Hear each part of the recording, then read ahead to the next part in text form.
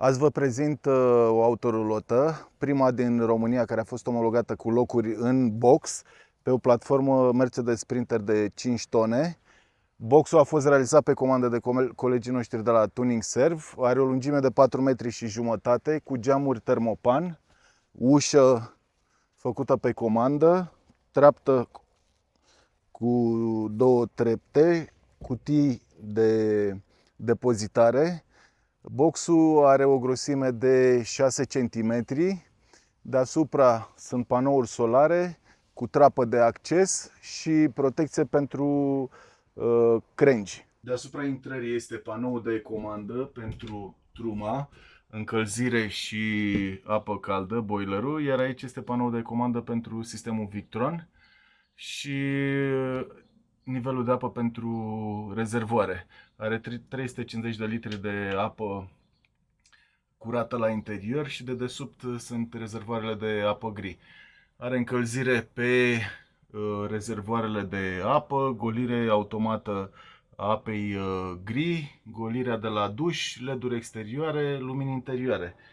În partea dreaptă a intrării este patul părinților de 2 persoane cu posibilitatea de a ridica patul pentru a face mai mult acces în zona canapelei. Aici e un spațiu de depozitare. În partea de jos este tot sistemul electric de la Victron. Are un invertor de 5 kW cu 2 baterii de 200 de amperi la 12 V și sub banchetă încă 2 baterii de 200 de amperi la 12 V, încărcare de la alternator și încărcare de la panourile solare. Aici avem bucătăria cu o chiuvetă, baterie, plita electrică, iar în partea de jos, aici, este mașina de spălat vase și multiple spații de depozitare. În partea din față, la fel, avem spații de depozitare, sus, jos, banchetă, masă. Iar aici este mașina de spălat rufe cu niște spații de depozitare deasupra. Mergem în zona de baie.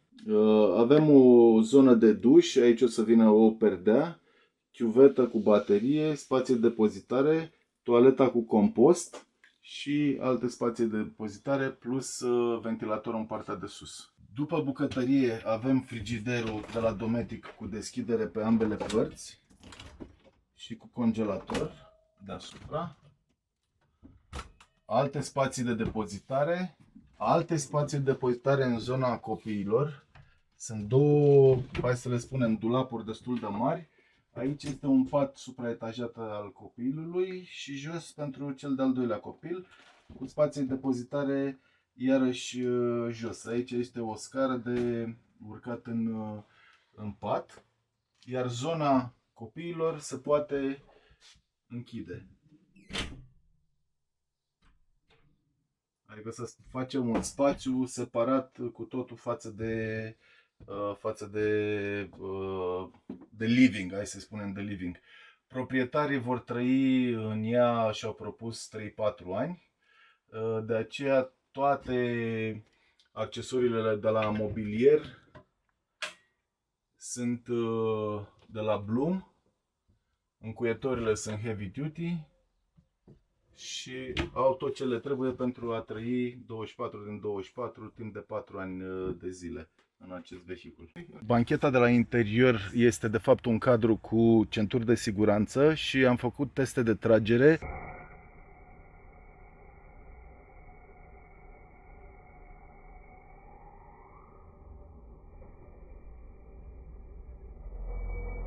Bancheta s-a montat pe podea, iar podeaua este ranforsată cu bare rectangulare. S-a tras cu o forță de 3 tone, astfel încât să se testeze dacă rezistă la impact. Este vorba de teste pentru M1 și M2. M1 până în 3 tone jumate și M2 peste 3 tone jumătate.